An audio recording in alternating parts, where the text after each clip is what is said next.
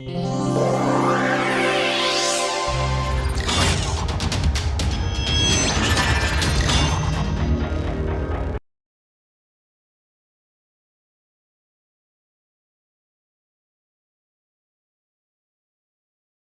will then start now to look at a completely different problem, the problem of what is called critical phenomena, namely substances, macroscopic objects, large collections of atoms which undergo transitions from one phase to another, like liquid to solid or solid to gas and so on and so forth. Okay. Now this subject we are going to deal largely with equilibrium phase transitions, critical phenomena, because non-equilibrium critical phenomena is an open subject at the moment. There is a lot of work going on and there is no universal agreement on what comes under the umbrella of a non-equilibrium phase transition and what does not. We know it when we see one in that kind of in that sense. For equilibrium phase transitions or critical phenomena, there is now a well established theory established over the last 50 years or so, and it has several features which are of interest to us. In particular, there is going to be a connection with the Langevin approach, with the Langevin equation and similar notions when we talk about the order parameter and the way the order parameter evolves near critical the critical region and so on. So let us start now with the most elementary of notions. I have to be critical of this chalk starting right away.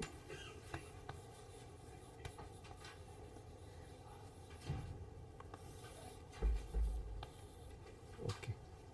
I am going to zip through the elementary parts of this because it is familiar to all of you, but just for the sake of completeness and to refresh your memories as to what we are talking about, we will start with the simplest of notions. Okay. First let us look at what is already taught to you in high school, namely the fact that you have 3 states of matter, as they call them, 3 states of matter. This is not a very happy terminology to start with, but we know what they mean liquid, solid and gas. So the assumption is you have one molecular species, just one kind of molecule with some interaction between the molecules, and then depending on the temperature this substance in sufficiently large collection of these molecules will either be a solid, a crystalline solid when I say solid, or a liquid or a gas. Okay. And we know there are well defined ways of establishing what is a liquid, what is a gas, what is a solid. We will mention some of these things. And then one draws what is called a phase diagram. So in such a substance, for a given amount of material, the thermodynamic variables are P, V and T. Okay.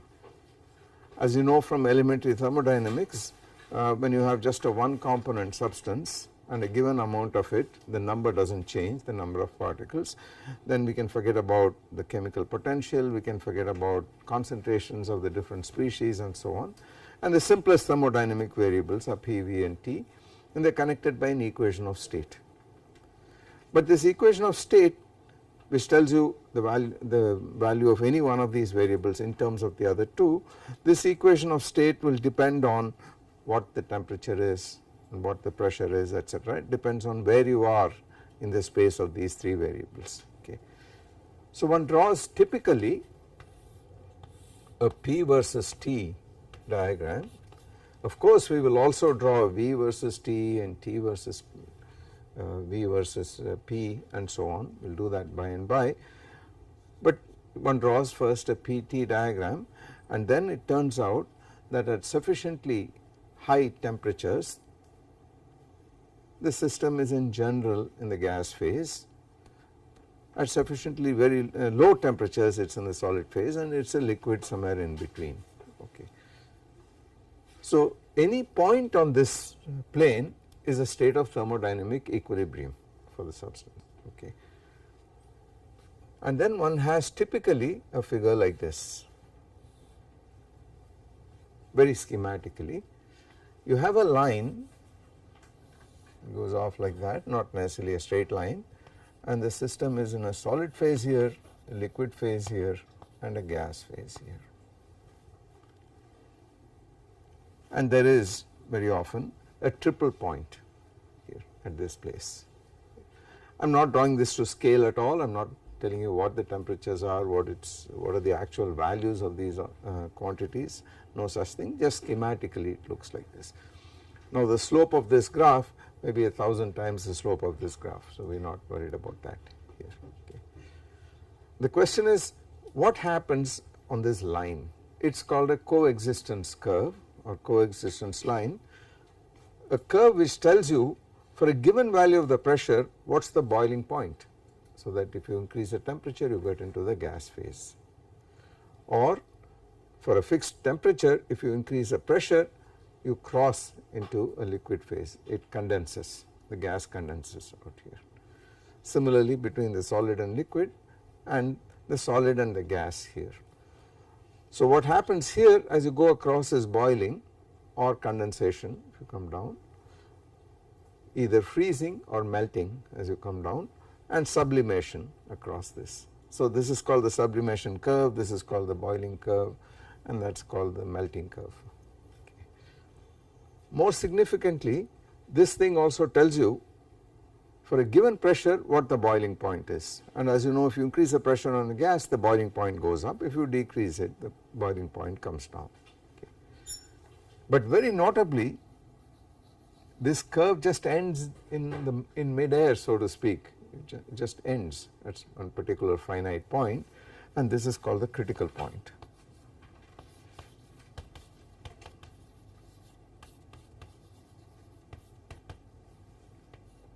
And it is a very special point of great interest and took a long time to unravel its mysteries, okay, because in a nutshell thermodynamics fails at that point.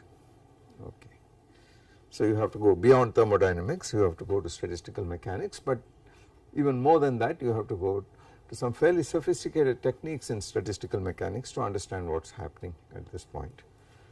This curve here keeps going forever, or else it branches off into other phase transitions, because there could be many phases in the solid, not just one kind of crystalline form but many kinds of crystalline forms. It could go from BCC to FCC and so on and so forth.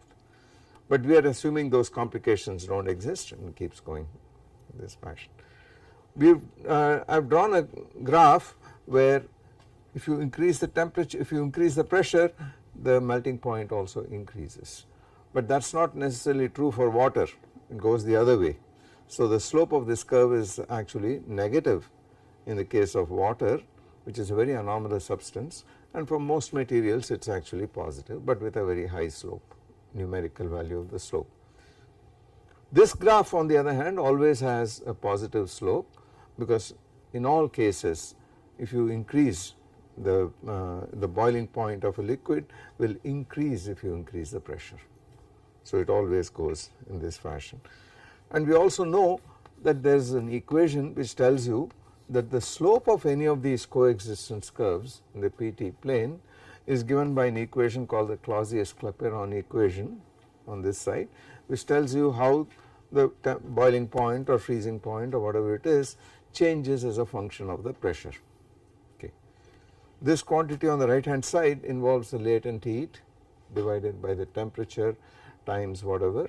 So you are used to writing it in elementary thermodynamics as L over T times V2 minus V1 or something like this, right, where L is the latent heat, T is the boiling point in this case if you are looking at this graph, and V2 minus V1 is the difference in volumes, specific volumes in the two phases. Okay. Now that is not a very nice way to do this, because what V2 is and what V1 is completely arbitrary. What I call phase 2 and what I call phase 1 is arbitrary, but that is subsumed in this L. To go from a liquid to a gas you have to supply the latent heat of boiling and come back the other way, you got to supply first case latent heat of evaporation, in the other case you have to extract that heat in order to become a liquid here. But this is avoided by writing the proper equation, which is the following. It is just one of the Maxwell relations in thermodynamics. Okay. You are familiar with what the derivative of the pressure with respect to temperature is for a given volume at constant volume, what is this equal to? Are you familiar with the Maxwell relations in thermodynamics, right? Because what you do, you have to now respond and tell me yes or no. Yes. So what is the relation in this case? I mean, there seem to be some doubts here otherwise. So go back to P in terms of some potential. Okay. Let's take a breather and go back, because I think that you should, at all stages you should be able to go back to first principles and do everything from the beginning. So digression from the digression, let's go back to thermodynamics, what's meant by thermodynamics. The whole point about thermodynamics is that you have a set of variables which you call thermodynamic variables, and then you write an expression for what is called the internal energy, this business. This internal energy, you don't in thermodynamics write an equation for it directly. What you say is that if you supply a certain amount of heat dQ to a system, and it is an imperfect differential, so it is dQ denoted this way, and you extract from the system a certain amount of work dW, then the difference dQ minus dW, this is equal to the change in the internal energy of the system. I will call the internal energy E. Generally one uses this U for this symbol, but I prefer to call it E. Okay, that is it. This is the law of thermodynamics, law of conservation of energy, the first law of thermodynamics. But you go further and you say no, this thing is part of a bigger system of a bigger formalism, which says that dE is actually equal to, for a reversible thermodynamic process, this dQ can be written as with an integrating factor as TdS. So it is equal to TdS plus, on this side, a whole set of generalized forces and corresponding conjugate variables called fluxes. So this can be written as summation over I Fi dxi, where this is a generalized force. I will give an example right away, and this is called a generalized flux. We use this terminology in linear response theory also. Yeah, we used exactly this terminology in linear response theory. In fact, the formulas that you are going to get, I am going to write a couple of them down, are linear response theory formulas for the susceptibilities, literally the susceptibility. Okay. So it says once you take these integrating factors, if you like, and multiply the dxi's, you end up with a perfect differential dE for this system. Now classic example of this for a single component system is going to be TdS minus PdV plus, if the number also changes, mu dN, where this is the chemical potential and that is the change in the number of particles in the system.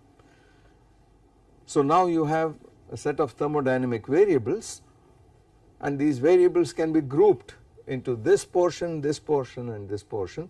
This is a generalized force, so is P, so is mu, and this is a generalized flux S, V and N. This is the entropy here. But now you immediately see that there is two categories of macroscopic variables. There are the so called intensive variables, which the generalized forces are. They do not depend on how big the system is, what the size is and so on. And then the extensive variables which depend are proportional to the system size. So I know that at a given pressure and temperature, if I double the volume of a gas and double the number of particles, the pressure and temperature do not change, nothing changes. So these fluxes are all extensive variables and the forces are intensive variables, and you notice that you always multiply this by the differential of that on that side here. From this, of course, it immediately follows, if there is a perfect differential, that T equal to delta E over delta S, keeping V and N, etc.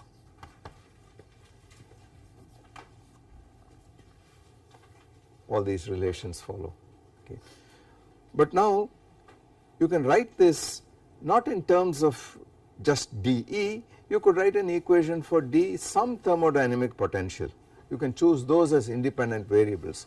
After all, I have S and T sitting here, then I have P and V sitting here, and then I have mu and N sitting here, and in this system I can draw a diagram like this, and I can choose any of these 8 variables, 6 variables, any 3 of them I can choose to express my thermodynamic system in.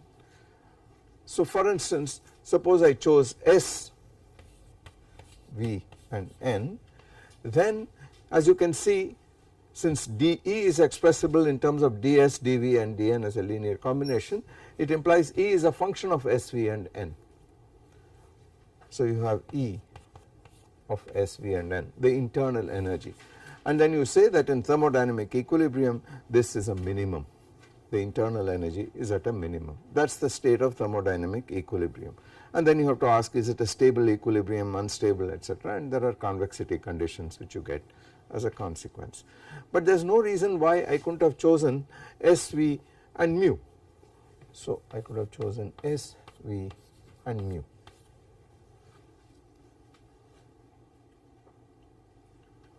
And then I could have chosen S, P and mu.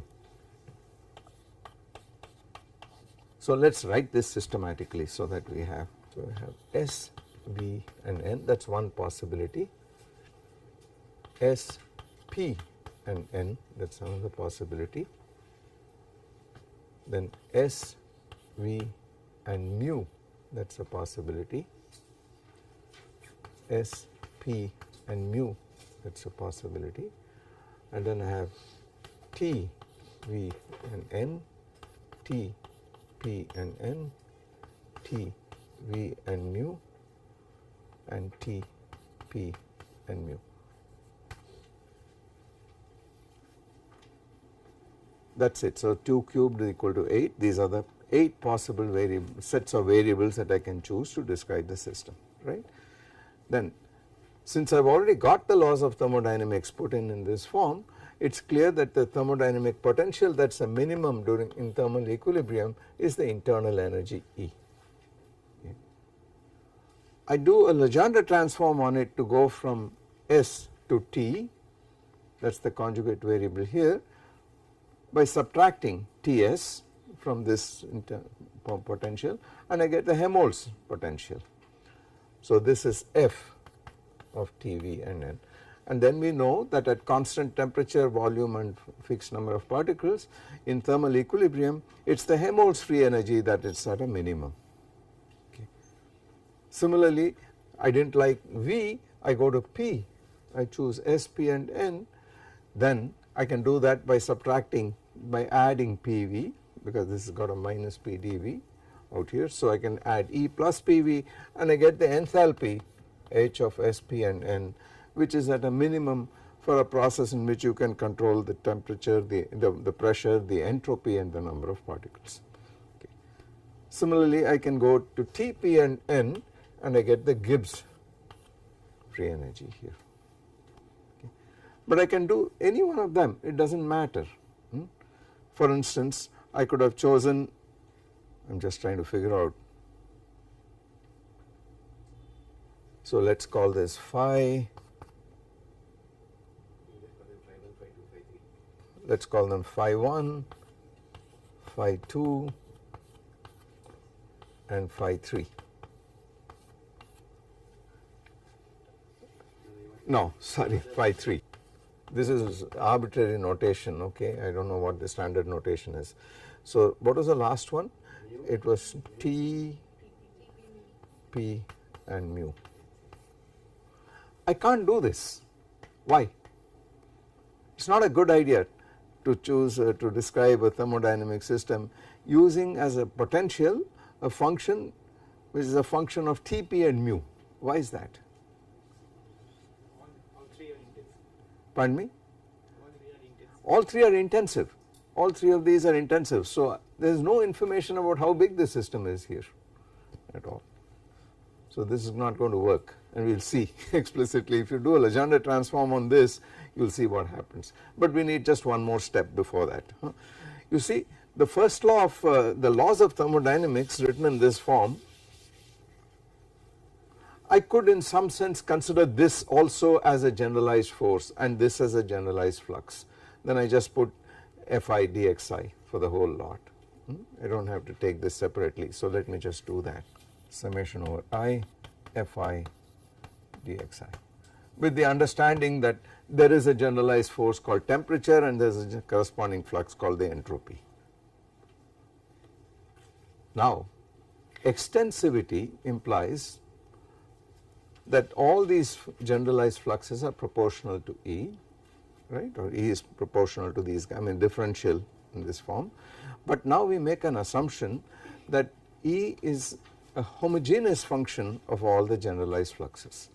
So we assume that E is E of xi, homogeneous function of degree 1. But isn't that the statement of extensivity? Precisely, that is the statement of extensivity. Okay. It may not always be valid. Okay.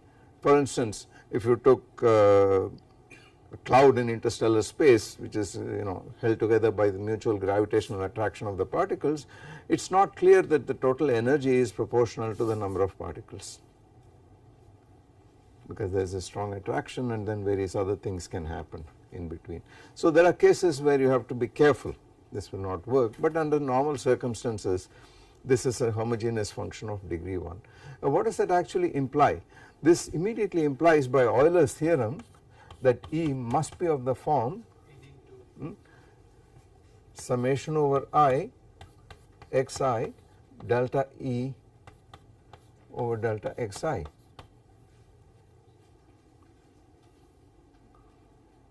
By Euler's theorem with the power 1 here. Had this been of degree r, this would have an r to the power r. That is the first, that is the theorem you learn in calculus for homogeneous functions of several variables, right. But we also know from the laws of thermodynamics out here that dE, that delta E over delta xi equal to Fi. So together these two imply that E equal to summation over I xi Fi. So you see, although thermodynamics, the laws of thermodynamics gave you statements only about the differential of E, of the potentials, not absolute values, the assumption of extensivity, which is an extra assumption that has gone in, has actually given you an explicit formula here, right. Now what happens in the case of the single component substance that we have talked about? In this instance here, we already see that F1 is T, F2 was minus P and F3 was mu, and all we got to do is to put these fellows in and you get an equation which says E equal to Ts minus PV plus mu n, right. That is the Euler relation in thermodynamics for this single component substance, right. But we also know that E minus Ts plus PV must be equal to G, because that is what you get by doing a Legendre transform on this to get to this point, to get to a function of T, P and N. So we have got one relation here and E minus this thing is equal to G here, right. So this of course immediately implies that G equal to mu n or mu equal to G over n. So the Gibbs free energy has the physical meaning of being the Gibbs free energy per particle is the chemical potential. So that is the physical meaning of the chemical potential, okay. We will come in a minute to why in phase equilibrium under normal circumstances you say that the chemical potentials have to be equal on either side. This is how you find phase equilibria. You try to find out the condition for phase equilibrium.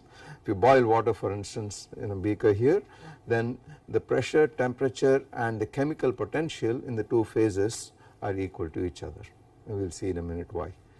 Essentially what it says, this Gibbs free energy per particle being chemical potential, it tells you it costs just as much to at the boiling point, at the instant time of boiling, condition of boiling, it costs you just as much energy to put a molecule, additional molecule in the gas phase as in the liquid phase. That is why you get an equilibrium. Okay. So coming back to this, because you have this, if I differentiate this guy dE, you see immediately this will also imply that dE equal to summation over I Fi dxi plus summation over I xi dFi, because E is xi dFi. But the laws of thermodynamics tell you that dE is Fi dxi already. So this implies that summation over I xi dFi equal to 0.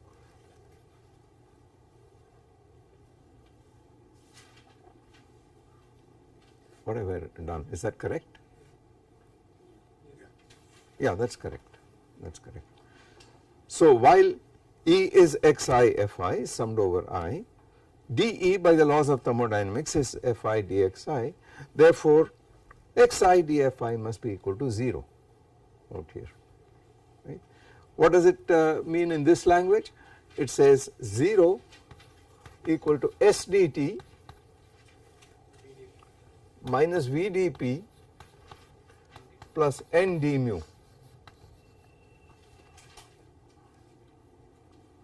right. Or in this instance it also means that d mu equal to V over N dP plus minus S over N dt, which is equal to little v dP minus little s dt, where this is the specific volume, specific entropy, namely entropy per particle, that is the specific volume, volume per particle, all intensive quantities because you divide it by n. So this implies immediately that mu is a function of P and T, and this relation is called the Gibbs-Duhem relation.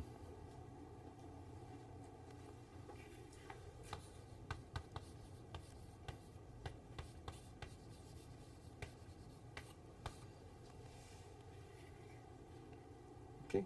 Now what is going to happen if you try to find a potential here? We have said it is not going to work. Identically 0. It will turn out to be identically 0 because you will end up by subtracting from this minus St plus PV minus mu n, and that by this relation is identically 0, okay, by the relation here, the Euler relation for E. You subtract everything out, you get 0. Okay. Now that is indication, that is already telling you that that is not a good thermodynamic potential because it is entirely in terms of intensive quantities and will not serve. Okay. All right.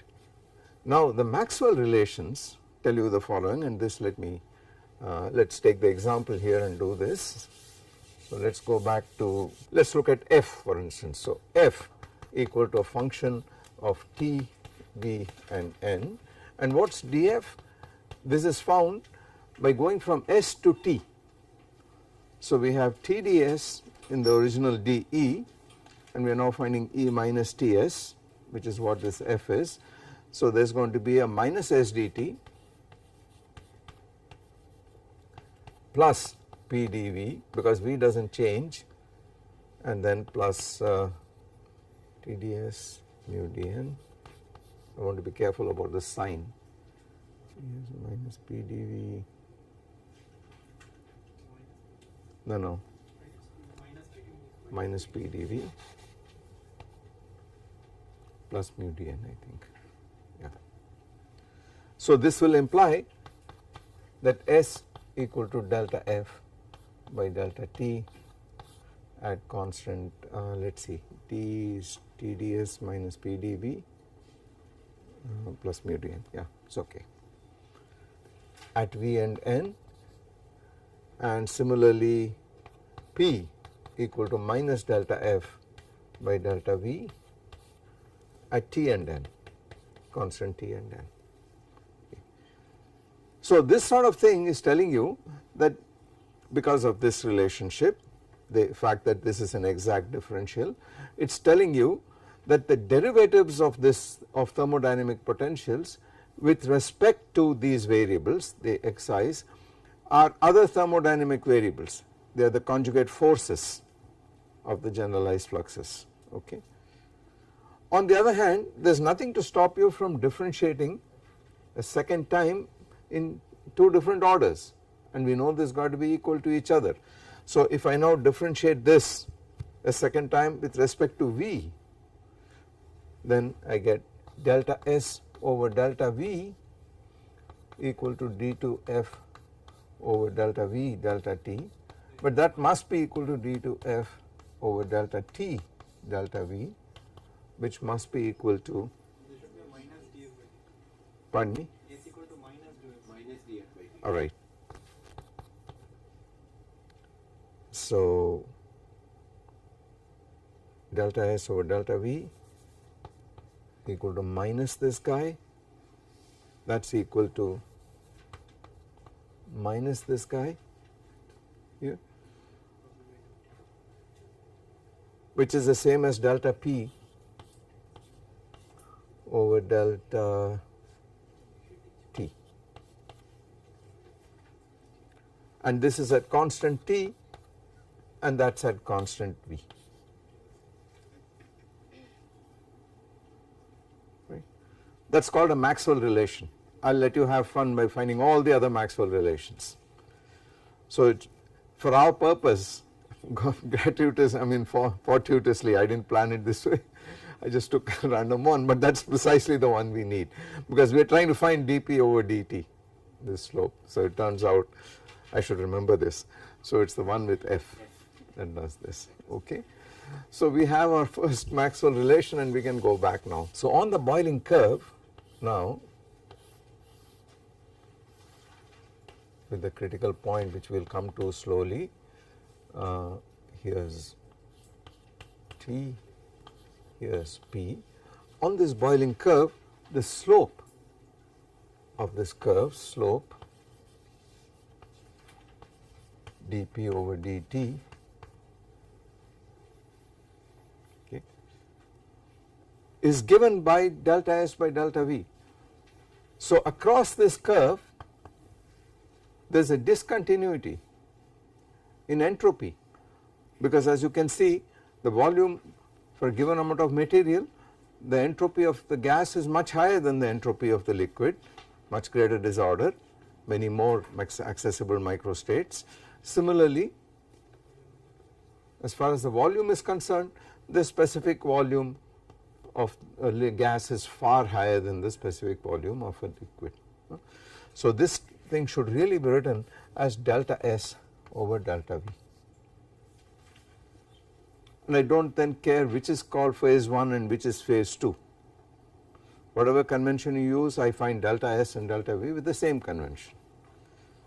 So this could be, for instance, S gas minus S liquid, V gas minus V liquid. Now clearly this is positive, because the entropy of the gas is definitely higher than that of the liquid, the volume of the gas is definitely higher than that of a liquid in all cases, so this is certainly greater than 0.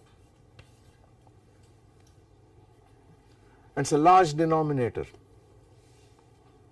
so the slope is generally very, very small, okay, which explains why this fellow has this behavior here. On the other hand, if you look at this and apply the same equation between say a liquid and a solid, then S liquid is definitely greater than that of the solid, but V liquid need not be greater than V the volume of the solid. In fact, in the case of water it is about 8% less. Ice floats on water, so therefore you have a negative slope in this case. But delta S will be always more or less. The delta S for a liquid is always going to be greater, I mean the S for a liquid is always going to be greater than that of a solid, unless we are talking about a superfluid. Then of course you have a small entropy system, there is an ordered state in the system, right. Okay. So this slope could be this way or that, and we also see that the liquid is practically incompressible. So delta V in that case is going to be V liquid minus V solid for a given amount of material is small, but the entropy change is large. So you got a small denominator, large numerator, and therefore the slope is large in magnitude in that case, otherwise it is small in this case here. Similar arguments for the sublimation curve as well. Now the reason this does not end at a critical point is because we have to ask now what the hell is meant by this critical point. What is meant by it is that as you go along, and let us look at the example of the liquid gas specificity, you need a latent heat to be supplied to the gas in order to make it to the liquid to make it a gas, to cause it to evaporate. As you go up here down this curve, it turns out that this latent heat starts decreasing and finally vanishes at that point. Okay. So S becomes continuous.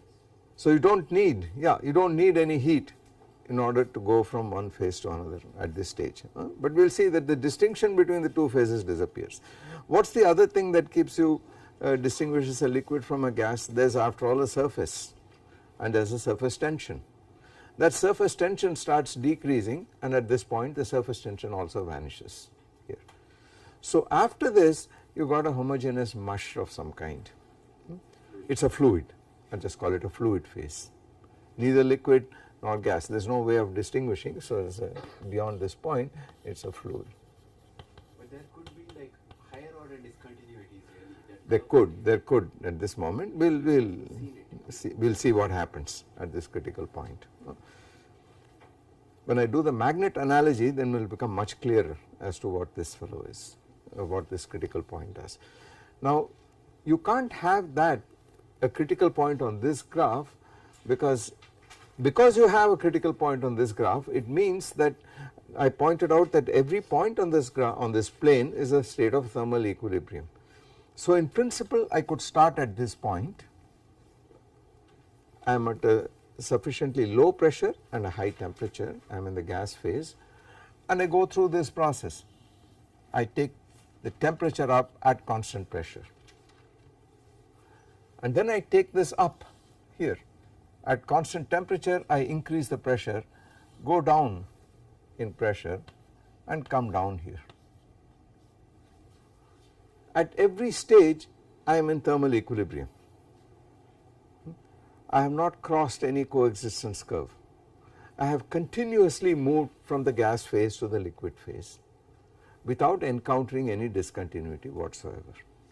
Whereas if I try to do it directly, I would encounter a discontinuity in the volume as well as the entropy. But that is not happening here. So the point about having a critical point, a point where the phase transition line, coexistence line ends at some finite point, is simply that you can continuously go from one phase to the other and you won't know it, but you moved into the other phase alright. Something does happen when you cross this point here or this point, but we will not get into that here, but it is a continuous path. There is no other distinguishing feature on this phase plane, on this plane.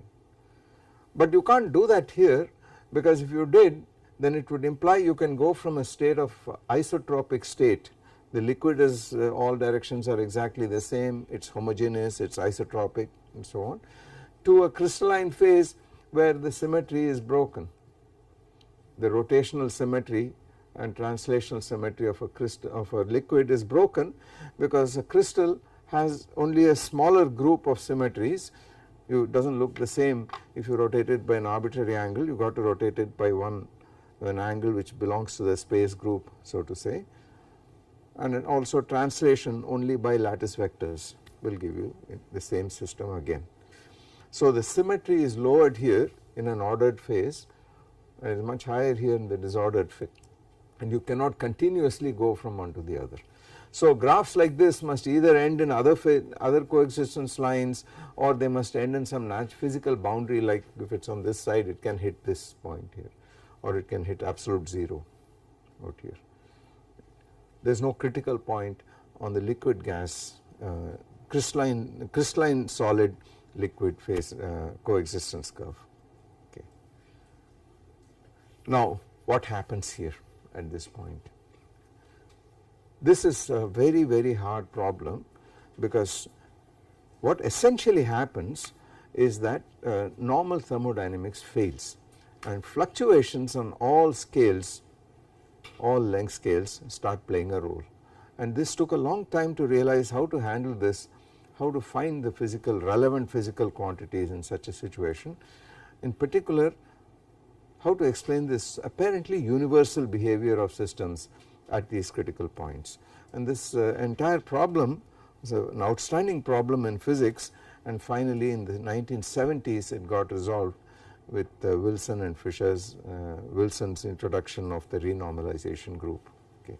So to understand it properly, to calculate critical exponents, we need some heavy machinery here, but the physics of it can be explained in much simpler terms, and we will do that, and we will adopt this so called Ginzburg-Landau approach, which is a phenomenological approach which does pretty much the same thing provided we know what we are doing, and it is a very, very physical kind of argument. So let us do that in several slow steps. The first thing I have to do is to ask what happens if I try to draw this graph in the other two planes. Okay. And just to be specific so we do not get confused, I am going to focus only on this line, liquid and gas, just two phases. We are not going to worry about the solid phase and sublimation curve and so on. Okay. So now let us draw this T and P, and you have a graph like this with a critical point here. This was liquid, this was gas. What happens if I draw T here and the volume here? Conventionally one does not draw the volume, one draws the density, which is like the reciprocal of the volume for a fixed number of particles, but let us do the volume so we can see physically what is happening much more clearly. I pointed out that beyond this curve there is no difference at all, and across this curve there is a discontinuity. So it is clear that across this curve a discontinuity means there is on this curve the two phases coexist, but if they coexist the volumes are very different.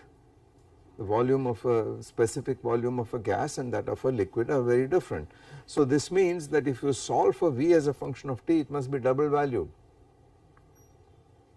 clearly at a given temperature. At any fixed temperature there must be two volumes if you are on this curve. So this curve would open out into a region and it will look like this, very crudely it will look like this, in this fashion. So let us say that this P is at what I call the critical temperature Tc, and this is at Pc. So this is at Tc and this is at Vc. All the while there is an equation of state of the system which will tell you what one of the variables is given the other two. So if you give me Pc and Tc, I should be able to tell you Vc, etc. So that is why I am not writing the third variable down. In this graph the assumption is when you are here and you tell me P and T, you also told me V, except there are two possibilities for this V, but at this point there is just one, because at this point the distinction between liquid and gas vanishes, and I will call those variables Vc, Pc and Tc. That is the standard notation here. So it is very easy to see which of these is going to correspond to the gas and which is to the liquid. well, it is not drawn too well. Well, one should really draw the density.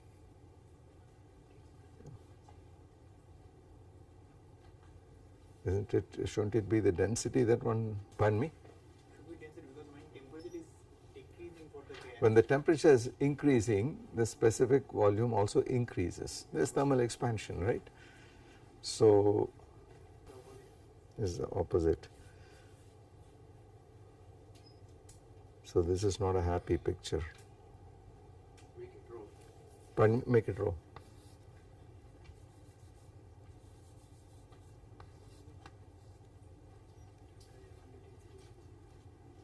Okay. One of these, the high density phase is going in this picture it will look like this. Well, actually it is not rho, it is the difference between the two that is being drawn, rho liquid minus rho gas minus rho liquid, or the other way about, rho liquid minus rho gas, whatever. It will become clear as we go along. Well, the liquid has got higher density, does not change as much, so it is more likely to be like this here. Okay. But what about the isotherm? For a fixed temperature, what does P versus V look like, and that you are all familiar with. P versus V. If it were an ideal gas, it would be just hyperbolas. PV is a constant times temperature, and at fixed temperature it is just a constant, which is a rectangular hyperbola. And that happens at sufficiently high temperatures, but as you come down at lower temperatures, you have a real gas like a van der Waals gas, for instance, for which the isotherm typically looks like this. It is actually not drawn to scale, a better figure would be this. A very high slope here and a very small slow slope here. Okay. This is a typical van der Waals kind of isotherm for a real gas, and it says that for a given pressure, temperature is constant on this isotherm, for a given pressure there are 3 possible values of the volume. Okay. That is clearly not true. It also says that one of them has a high slope with respect to V at a constant temperature, and the other has a very small slope. So what is this slope? Remember that delta P over delta V at constant T, 1 over V times this, what is this equal to?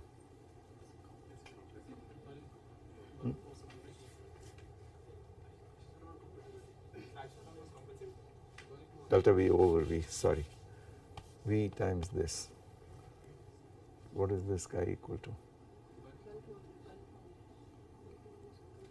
This is equal to the bulk modulus, right? It is equal to the isothermal bulk modulus, and since when you increase pressure the volume decreases, minus this, or the isothermal compressibility K sub T equal to minus 1 over V delta V over delta P at constant temperature. So let us stare at this guy here. You can see that this is a very incompressible part of the isotherm, and this is very compressible here. It has also got other problems. Now how will this graph go into, at sufficiently high temperatures, into that mush above the critical point?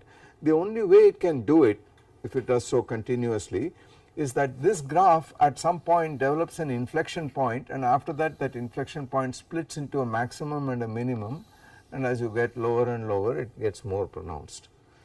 That is the only way it can do it. Now one can couch this in very fancy language, but this is the only way this can happen. So there exists an isotherm, a critical isotherm, which has an inflection point, this point here, and that is PC. This is VC, and the corresponding temperature, I will do this badly, and the corresponding temperature is given by the equation of state. So this is a T equal to Tc isotherm.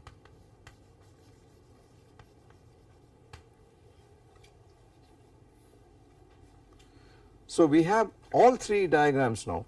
There is the PT diagram, there is the VT diagram essentially, and the PV diagram out here. What's got to be recognized is that this coexistence line is a coexistence region here, a whole region. But this cannot be a correct picture because it says that if I start, T is fixed, remember there is an isotherm.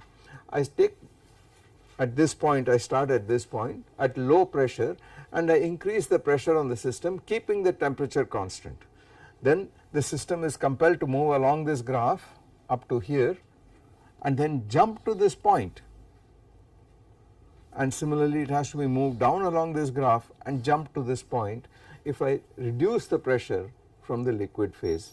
This means there is hysteresis. Your refrigerators won't work if this, we know that there is no hysteresis in the condensation phenomenon, right.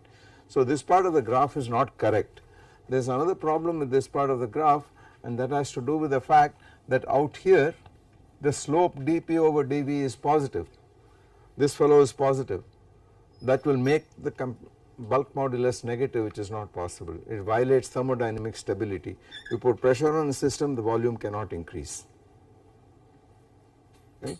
It is a statement of thermodynamic stability. It says the thermodynamic potential, corresponding potential is at a minimum, not at a maximum or saddle point. So this fellow has to be positive. It can only happen if this is a negative slope. So this portion of the graph has to be excised anyway. It says it is an unphysical model. But it is even worse because even if you remove this, this is not what happens in a real system. The actual system comes here and at a fixed value of the pressure it changes to, it condenses to a liquid. On the way back it does so without hysteresis here. This is called the Maxwell tie line construction to the van der Waals isotherm, and it ensures that there is a unique pressure at which condensation or evaporation happens at a given temperature. Okay. There is no hysteresis. So the actual isotherm looks like this, there is a flat portion and then comes out, and you have a family of such isotherms going all the way up to the critical point here. But you can get superheated phases.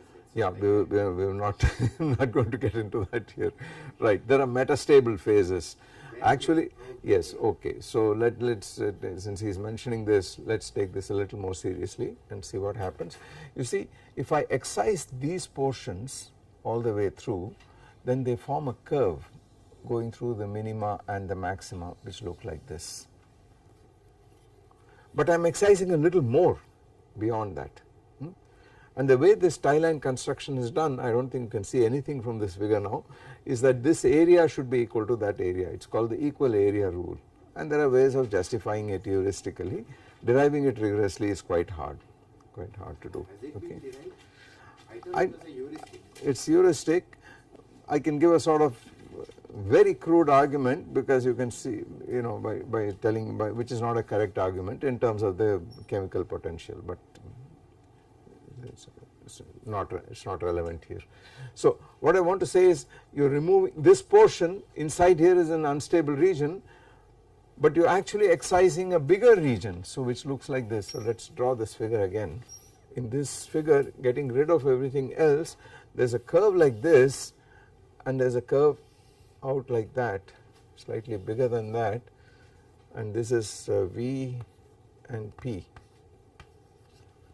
This is the locus of the minima and then the maxima of these cubic curves in the van der Waals case, whereas the tie line construction, which tells you where the phase transition occurs on either side, is a slightly bigger curve than that, and the system is unstable here and metastable here. Okay. So if you rapidly quench it into this state from above, then it will phase separate into a portion that is gas and a portion that is liquid. And there is a simple lever rule which will tell you how much of it is gas or saturated vapor and how much of it is liquid. Now technically this portion of it will get through extremely fast because it is thermodynamically unstable, and because this portion is metastable, this is called the spinodal curve, this is going to be much slower. In the case of liquid gas, it happens pretty fast in any case, okay. But in the case of binary metallic alloys, for example, this might take a long time, it can happen very slowly. And then there is a theory, a whole theory for the spinodal decomposition, the curve and so on, right. So it's a separate subject altogether, right. On the other hand, we are not concerned with that. The point I want to make is that if I now draw what the actual isotherms are, they look like this, and this is the point I wanted to make. So here is V, here is P, these fellows come down like this,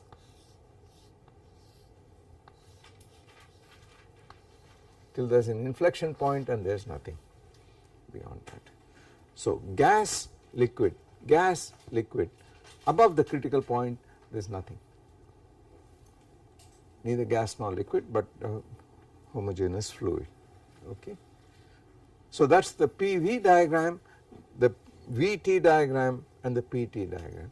Now let us look at a magnet, okay, and we will look at the simplest example of a magnet, something which is got magnetic moments, you apply a field and they align in the direction of the field, and you switch off the field, the magnetization goes to 0, okay. On the other hand, we have substances which are ferromagnets, where even if you switch off the field, you still have a remnant magnetization. So the paramagnet below a certain temperature makes a transition to a ferromagnet, and this is the one that has a direct analogy with the liquid gas phase transition. That is what we are going to look at. So let us look at that a little more detail. We need a simple model of magnetism. Fortunately for us, we have much simpler models of magnetism than we have of fluids, because the interaction here is very complicated, whereas in magnetism the interaction looks relatively simple. In general, it is something called the Heisenberg exchange interaction, and many simplifications have been done to it. We are going to take the simplest of these things, which already captures the essential features of what I want to say. The first point I want to tell you, and this is something which we are going to need in what we are going to study later on, is that under normal circumstances, when a system is in thermal equilibrium, macroscopic system, there are always fluctuations about this equilibrium state. But the question is, how big are the fluctuations? What is the relative magnitude of these fluctuations relative to, say, the average value of some variable? If that were not small, then thermodynamics would be useless, because thermodynamics is a science of averages. You generally expect it to be extremely small, immeasurably small, 1 part in 10 to the 12 or something like that, right. On the other hand, at a phase transition, these fluctuations will become fairly large, because as we will see, the very shape of the graph will change, the central limit theorem will change completely. But first I want to show you, since I want to make this self-contained, that thermodynamic fluctuations in normal states of equilibrium are really very small for macroscopic objects, provided the number of degrees of freedom is sufficiently large. So let us take the simplest of things which we can imagine, a caricature of a caricature. Let us take a whole lot of atoms, n of them, and let us assume that each of them has only 2 energy states possible, as simple as that. So let us assume that the 2 states, there is an energy 0 and there is an energy epsilon, nothing more than that, and you have n of these particles not interacting with each other, so they will not undergo a phase transition, and all these particles, each of them has energy either 0 or epsilon, and it is put in contact with a heat bath at temperature, inverse temperature beta. Then the question is, what is the average energy, what is the variance of the energy here, the trivial calculation. So since each can be either 0 or epsilon, the probability is proportional to the Boltzmann factor, e to the minus beta epsilon, then you got to normalize it. So the so called partition function is a summation over e to the minus beta e epsilon, and since epsilon is 0, you get a 1, and the other one is epsilon, so you get 1 plus e to the minus beta epsilon. and the partition function for the full system is just the product of partition functions for all these guys, because the number of states is just a product, and that is it, that is the partition function. What is the average value of the energy? I called it E, but let me call it this to make sure that we understand this. It is the thermal average, the internal energy is the average value of the energy, Hamiltonian. What is this equal to? There is a simple formula for this. This is equal to minus delta log Z over delta beta. Here. This is equal to, differentiate, you get n, you get 1 plus e to the minus beta epsilon out here,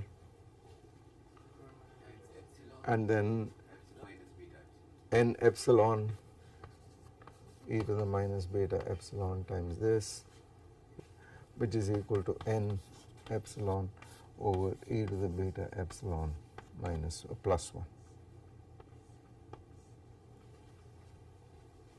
That is it. Okay. And what is the variance of this energy? Luckily there is a simple formula for it.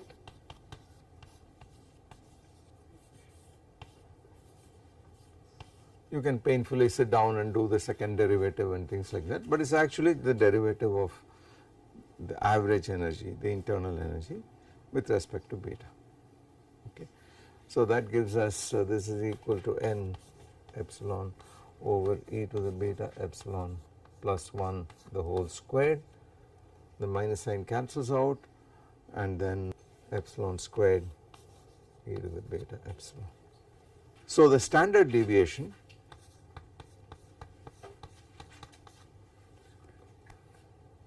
is square root of n, and this goes away. So the standard deviation of E divided by the average value of E is, this guy goes away, the epsilon goes away, 1 over root n. Okay. Now that is typical. It says the fluctuation, relative fluctuation in any macroscopic variable will be typically in a state of thermal equilibrium 1 over the square root of the number of degrees of freedom. And if this is of the order of Avogadro's number or 10 to the 24 or something, this is 1 part in 10 to the 12. So that is the reason you can forget about fluctuations in general. Okay. But you see, if you are in a ferromagnet, a paramagnet, where you say that the magnetization is 0 when the field is 0, and you are in a state of a permanent magnetization, then what has happened is, if I plot the magnetization, for which let us call it m, and the probability that the magnetization is some value m in this fashion, then in a paramagnetic phase, in the absence of any external field, the magnetization is 0 on the average. But on the average, there is fluctuations about the average. So what you really have is a curve which is extremely sharply peaked about this point, an extremely narrow peak which goes to 0 in the limit when the number of particles becomes infinite. So every time you measure this object, you are going to get, on the average you are going to get 0. Okay. On the other hand, if it has a permanent magnetization, it could have either been a magnet pointing up or down. If you just take the simplest case of just 2 possibilities, then you get either a peak here or you get a peak here, depending on what your initial condition was. Now how is a distribution like this going to go to a distribution like that as you cross the Curie point, as the Curie temperature, which makes you go from a paramagnet to a ferromagnet? The only way it can do it is as you approach this Curie temperature from above and go beyond it left, this distribution must start getting widened out. So it must eventually do this, and then it does this, and then it fixes at this point. Not as a function of time, as a function of the temperature as I lower the temperature across the critical point. Infinitesimally above the critical point it is this, infinitesimally below it is this, which means that at the critical point the distribution is extremely broad and this statement fails. The fluctuations become as big as the mean, the standard deviation becomes as big as the mean itself. Okay. So if you like you can say that phase transition with a critical point, at the critical point you have the failure of the central limit theorem, you have the failure of this sharp Gaussian and so on. Okay. So that is a probabilistic way of looking at this thing here. It already tells you therefore that thermodynamics is going to fail because the fluctuations have become too large and therefore you expect thermodynamics, which deals only with averages, to fail. Okay. Now the question is, how are we going to deal with this situation, and that is the task of understanding critical phenomena. Okay.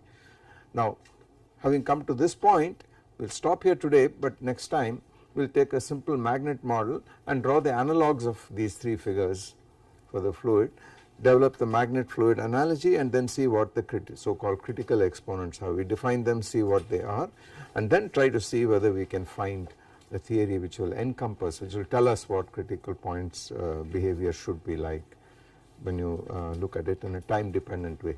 There is a few more steps to be done before that eventually, but that is our goal. Okay. So we will do time dependent phenomena. Yeah, because the whole point here is non-equilibrium. What happens, I mean say it in words here, what happens is that since fluctuations on all length scales will become important, the time scales also will become slower and slower. If you look at large fluctuations they will take longer and longer to heal. So something called critical slowing down appears at this at the critical point, which makes for very interesting dynamics.